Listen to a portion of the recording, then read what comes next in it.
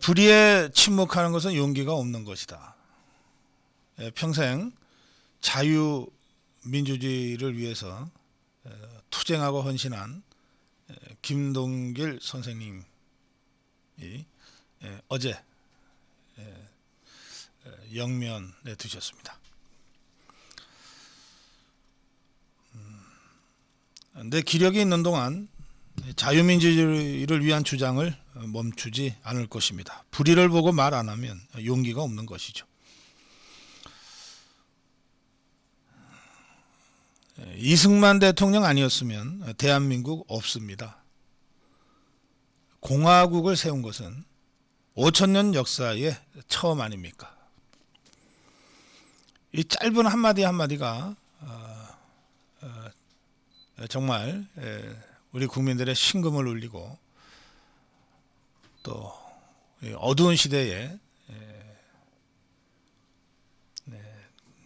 한자루 촛불처럼 우리 국민에게 길을 열어주셨던 선생님입니다.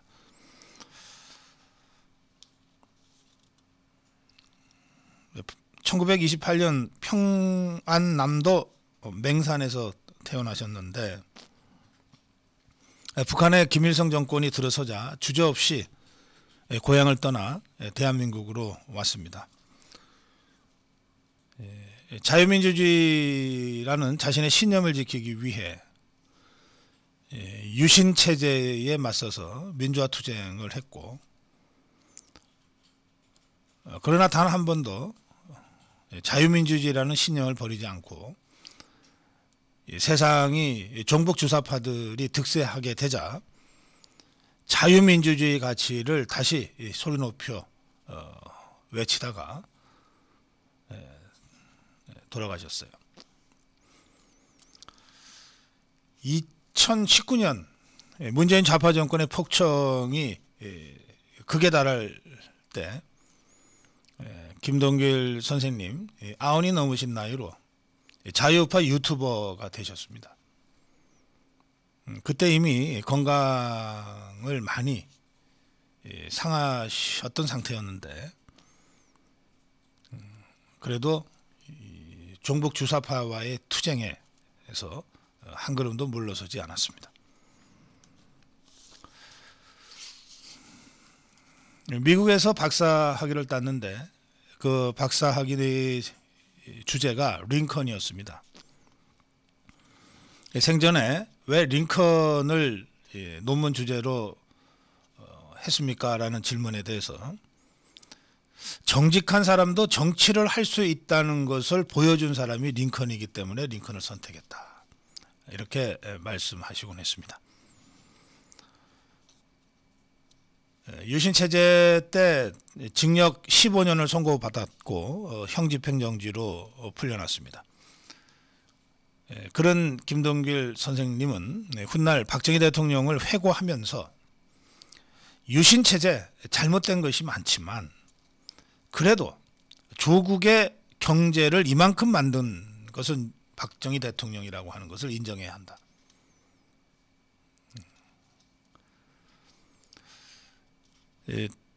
덩샤오핑이 마오쩌둥을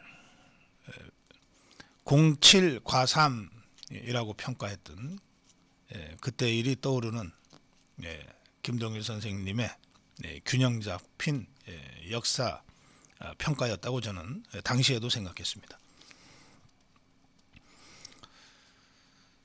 정계에도 잠깐 몸을 담았던 적이 있습니다. 정주영 회장이 통일국민당을 창당할 때 당시에 대선 후보로 활동하던 김동길 선생님도 통일국민당에 합류해서 정주영, 김동길 대통령 후보 경선을 본화했는데 그때 대통령 후보 자리를 정주영 회장한테 양보했어요.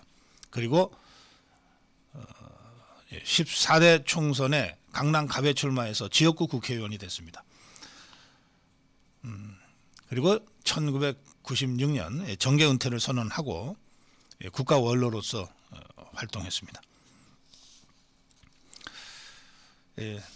TV조선에 제가 고성구 라이브를 진행할 때도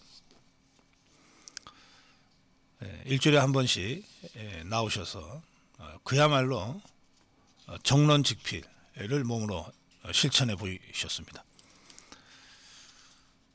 이 방송 관계자는 이렇게 평가합니다. 김동길 선생님, 그는 애둘러 말하는 법이 없다. 직구다. 그러나 반드시 논거가 붙는다. 중국의 고전이나 영국의 역사 그리고 미국 헌법에 이르기까지.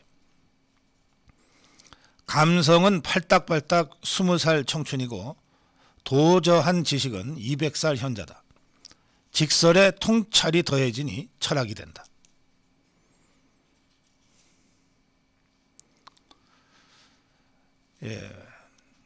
올해 초에는 안철수 후보의 후원회장을 맡았습니다. 그리고 윤석열 안철수 단일화를 위해서 노력하셨어요. 이 당시 김동길 선생님이 안철수 후보한테 이렇게 말했다고 합니다. 포기할 줄 아는 아량을 가진 사람만이 다음 시대의 주인공이 될 것이다. 김동길 선생님 평생 독신으로 살았습니다. 그런데 생전에 이렇게 말씀하시곤 했어요. 농반진반이죠. 결혼하지 않았을 뿐 늘 사랑하고 살았다. 왜? 그래도 자유파가 정권을 탈환하는 것을 보시고 영면에 두셨어요. 김동일 선생님의 명복을 빌면서 두고두고 다시 생각나게 되는 그런 선생님으로 우리 마음속에 남아있게 되지 않을까 생각합니다.